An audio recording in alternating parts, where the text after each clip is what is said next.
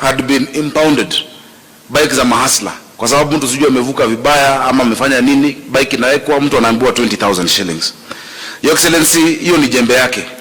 Bila hiyo baiskeli, bila hiyo pikipiki haiwezi fanya kazi nyingine. And I said sio utu kunyang'anya mtu jembe yake. Akirudi nyumbani ataambia nini watoto? Ama ataambia nini mama? Because every day the bike remains impounded, it's a loss that we could not afford. That is why it was a priority, na tunazidi kufanya na hao kazi. And that is why, Your Excellency, we've also been consulting closely with the Bodaboda sector in Nairobi.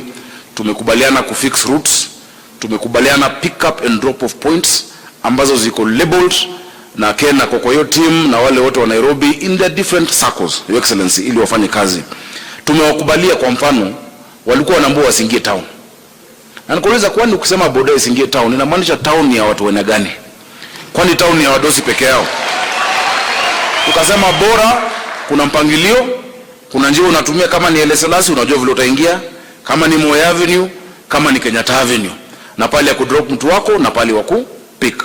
Lakini wale ambao wanapeleka chakula in that labeled bike ambayo nyuma iko na hiyo container, kama mtu ameoda chakula KCC na umwambia asimame Tomboya, si chakula itakuwa baridi?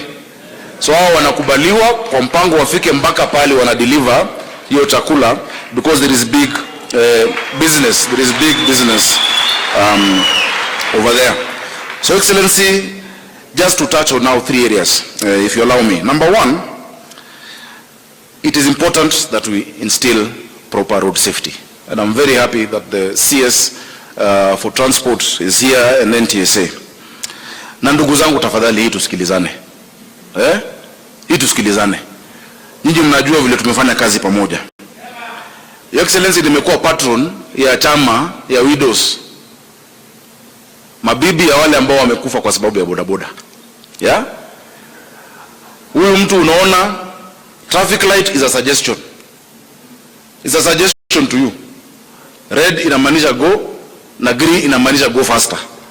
Haiwezi kuwa hivyo. Roundabout unaenda anti-clockwise. Unachagua route yako. Your Excellency, tafadhali utoe amri kwa traffic commandant tukifanya pamoja na sisi, because traffic